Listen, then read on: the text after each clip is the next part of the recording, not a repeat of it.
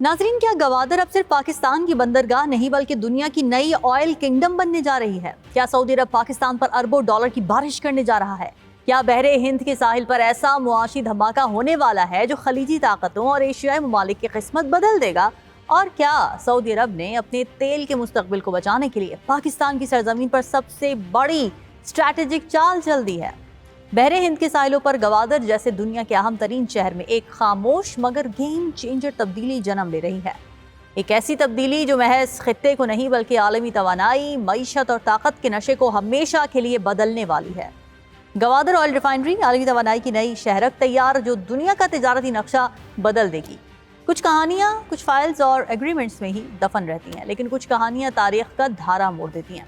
ये मई 2026 है। गवादर अब महज एक ख्वाब या खामोश ट्रांजिट टर्मिनल नहीं रहा है, बल्कि ये एक फाल, भारी सनती और पेट्रोकेमिकल मरकज में तब्दील हो चुका है। और यहाँ से तेल की तिजारत बहुत कुछ बदल रही है और बदल देगी। लेकिन अहम बात यह है कि ये चंद जहाज़ों की तिजारत नहीं है, बल्कि ये गवादर ऑयल रिफाइनरी है। सऊदी अरब की तरफ से $10 बिलियन यानी 10 अरब डॉलर का एक मेगा प्रोजेक्ट, जिसने जनूबी एशिया में डाउनस्ट्रीम पेट्रोलियम सेक्टर की बुनियादों को मुकम्मल तौर पर हिला कर रख दिया है। इसकी पैदावारी सलाहियत का हदफ 4 लाख बैरल यौमिया मुकर्रर किया गया है। इस व्लॉग में हम आपको इसी गवादर ऑयल रिफाइनरी की तरफ लेकर चलेंगे, जो एक तरफ तो पाकिस्तान की तवानाई की ज़रूरियात पूरी करेगी और दूसरी तरफ एशिया में आलमी तिजारत का नक्शा बदल चुकी है। आप देख रहे हैं 92 न्यूज़ व्लॉग्स और मैं हूँ रामीन सैयद।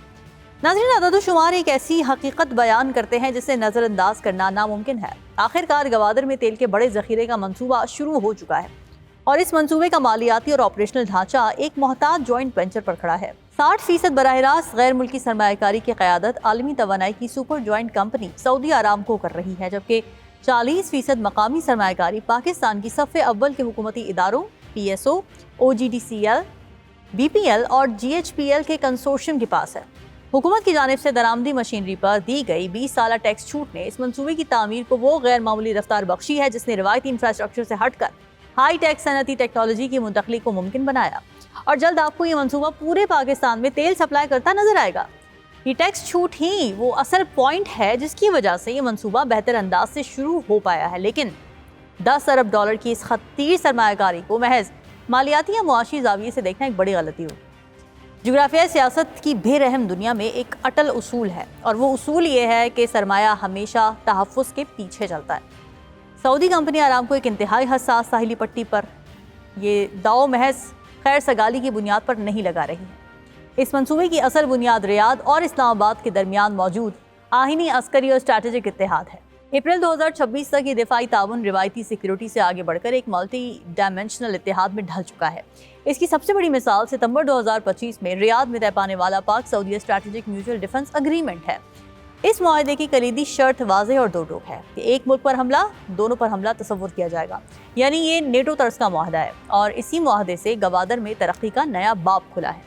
गवादर के लिए इसका मतलब क्या है, इस बारे में भी आपको बताते हैं कि 4 लाख बैरल यौमिया की भारी सनती तनसीब खड़ी करने के लिए सऊदी अरब को एक नाकाबिल तस्खीर सिक्योरिटी गारंटी दरकार थी, और ये गारंटी पाकिस्तान की मुसल्लह अफवाज और उनका जामे कोस्टल डिफेंस ग्रिड फराहम कर रहा है।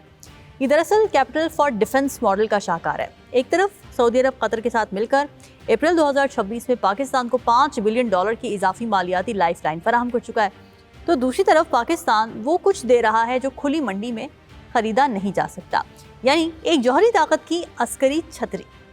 मशरक़ वुस्ता में जारी प्रॉक्सी जंगों और कशीदगी के साए में सऊदी अरब का मकामी तेल इंफ्रास्ट्रक्चर मुसलसल खतरात की जद में रहा है। गवादर रिफाइनरी के जरिए सऊदी अरब अमली तौर पर अपने असासों को डिसेंट्रलाइज कर रहा है। गवादर खलीज फारिस की क्रॉस फायर से दूर सऊदी अरब का एक ऐसा ऑफशोर स्ट्रैटेजिक पेट्रोलियम रिजर्व बन चुका है जिसकी हिफाजत का बराह रास्त जिम्मेदार पाकिस्तान है। और यही नहीं बल्कि पाकिस्तान, सऊदी अरब और तुर्किया के दरमियान उभरने वाला नया मल्टी डिमेंशनल सिक्योरिटी ब्लॉक इस बात की जमानत भी है कि रिफाइनरी महज 2 ममालिक का मंसूबा नहीं है, बल्कि 57 इस्लामी ममालिक की वसी तर मुआशी और अस्करी ब्लॉक का एक जोग्राफियाई एंगल है। अब जरा गवादर की मईशत पर इस मंसूबे के असरात का भी जायजा लेते हैं। तो दुनिया की 30% तेल तजारत आबनाए हुर्मुज़ से गुजरती है और गवादर इससे महज 400 किलोमीटर के फासले पर है।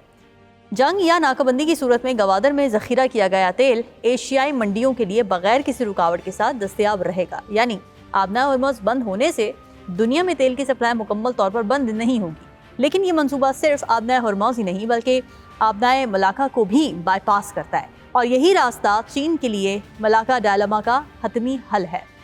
چین کا 80% تیل آبنائے ملاکا کے 12,000 کلومیٹر لمبے اور انتہائی غیر محفوظ سمندری راستے سے گزرتا ہے، ایک ایسا سفر جس میں 45 دن لگتے ہیں۔ لیکن سی پیک بننے کے بعد اور لائن پائپ لائن کے ذریعے یہ سپلائی چین سمندر سے نکل کر خشکی پر آ گئی ہے۔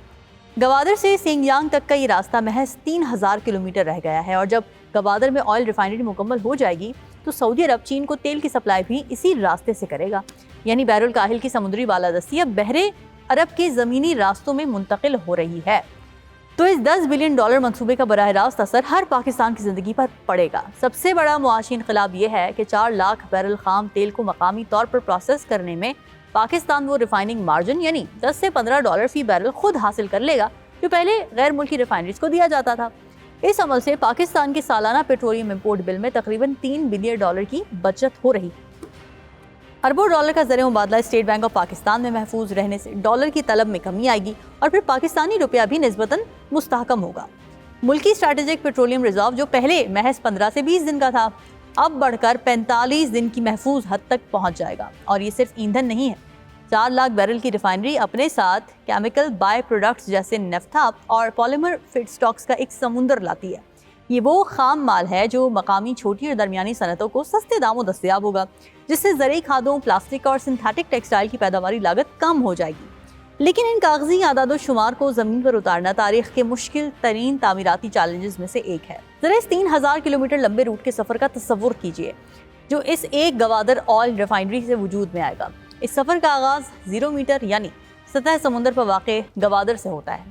یہاں سے خام تیل مکران کے خشک پہاڑوں، تربت اور خضدار سے ہوتا ہوا M8 اور M5 موٹر ویز کے متوازی سفر کرے گا۔ اس کے بعد یہ حویلیاں اور تھاکوٹ سے گزرتے ہوئے انجینئرنگ کی ان حدود میں داخل ہوتا ہے جہاں یہ قراقرم ہائی وے پر سفر کرے گا، اور ہائی وے کے اختتام یعنی خنجراب پاس کے مقام پر یہ تیل 4,693 میٹر یعنی 15,397 فٹ کی عمودی بلندی عبور کرے گا۔ لیکن کیا واقعی یہ سفر اتنا ہی ہموار ہے جتنا نقشوں پر ہمیں نظر آ رہا ہے؟ ایک مضبوط اور غیر جانبدار صحافتی تجزیہ اس وقت تک نامکمل ہے جب تک ہم اس کا کاؤنٹر نیریٹو اور پوشیدہ خطرات نہ دیکھیں۔ تو پہلا بڑا چیلنج ہے پانی کا بحران۔ 4 لاکھ بیرل تیل ریفائن کرنے کے لیے روزانہ کروڑوں گیلن پانی درکار ہے۔ اگر ڈی سیلینیشن پلانٹس کی گنجائش کے حساب کتاب سے ذرا سی بھی غلطی ہوئی تو یہ ریفائنری گوادر کی پہلے سے کمزور میونسپل نظام کو مکمل طور پر نچوڑ لے گی۔ دوسری رکاوٹ سیکیورٹی کا بھاری بل ہے۔ اس $10 بلین کے اثاثے کو محفوظ رکھنے کے لیے اسپیشل سیکیورٹی ڈویژن کی مسلسل تعیناتی ایک بھاری مالیاتی بوجھ ہے۔ یہ سیکیورٹی میٹرکس پروجیکٹ کی آپریٹنگ کاسٹ میں مسلسل اضافہ کر رہا ہے، اور آخر میں ہے فائنینشیل فیزنگ۔ $10 بلین کبھی بھی ایک رات میں منتقل نہیں ہوتے۔ اس سرمایہ کو آئندہ 5 سے 7 سال کے دوران جاری کیا جانا ہے، یعنی گوادر آئل ریفائنری مکمل طور پر فعال ہونے میں کئی سال لے سکتی ہے۔ اس لمبی مدت کے دوران عالمی معیشت کا کوئی بھی بڑا بحران یا سپلائی چین میں تعطل اس منصوبے کی تعمیراتی ٹائم لائن کو متاثر کر سکتی ہے نیگیٹولی۔